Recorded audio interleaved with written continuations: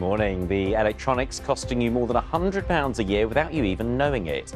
New research puts a figure on the cost of so-called vampire devices, those which drain power when they're on standby. I'll reveal the biggest culprits. The rising cost of living has forced many of us to make tough decisions about how we save money. We talked about that. We talked about it today. We talked about it a lot over the last few weeks. Do you go around the house switching off lights? Yes, we're. Do you? Well, I think. Do you? But I'm certainly more aware of things that you leave on. Definitely. It's not just about the lights, though. Ben is here to explain what else we might be able to do. Morning, Ben. Morning. Yeah, the lights are very easy one to see, but there are these so-called vampire devices, a rather scary name for them. They are phantom suckers of power. So even when you don't think they're on, being used, they're actually still costing you money.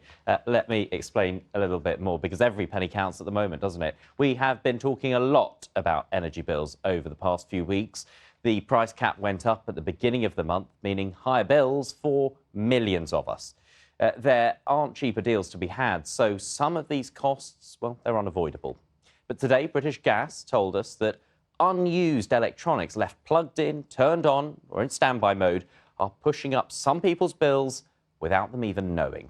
The company's research found that 1 in 5 of us didn't know that some items use power even when they're not being used. Lots of us admitted to not turning things off completely. So which items are the biggest culprits? Well, I've got quite the collection here, as you can see. The TV you're watching me on now is one of the biggest drains on power, costing some households £25 a year on standby. If you've got a set-top box or a satellite receiver, well, you could be paying more than £20 a year by leaving it switched on. Your modem or broadband router, it's another costly culprit, to the tune of £19 annually when it's not in use.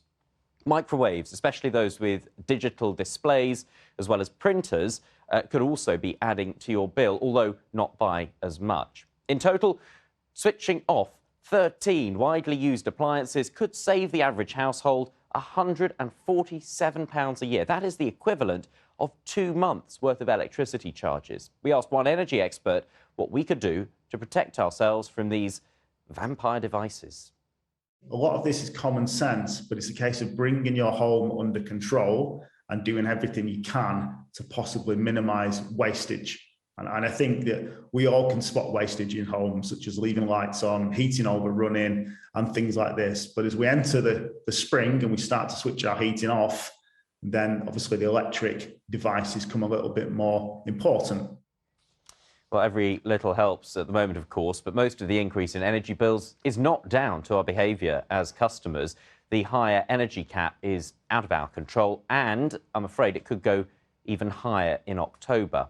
From this month, some people will have started to receive the £150 council tax rebate to help with energy bills. That's all part of government measures to help people with the cost of living. But a lot of people will still be looking for any way possible to bring the costs down. And Sally and Dan, it certainly makes you think twice, doesn't it, about all those devices. I was going through in my head, like, all the devices on standby at home, to go around switching them off. Charging your phone, charging a laptop, all of that adds up, doesn't it? Like you say, the telly, 25 quid a year for it all counts. the telly, yeah. It all counts.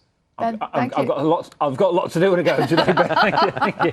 The to-do list has just grown significantly. You're going to go around and switch everything off, aren't you? I think I you am. are, aren't you? Yeah. I know you are.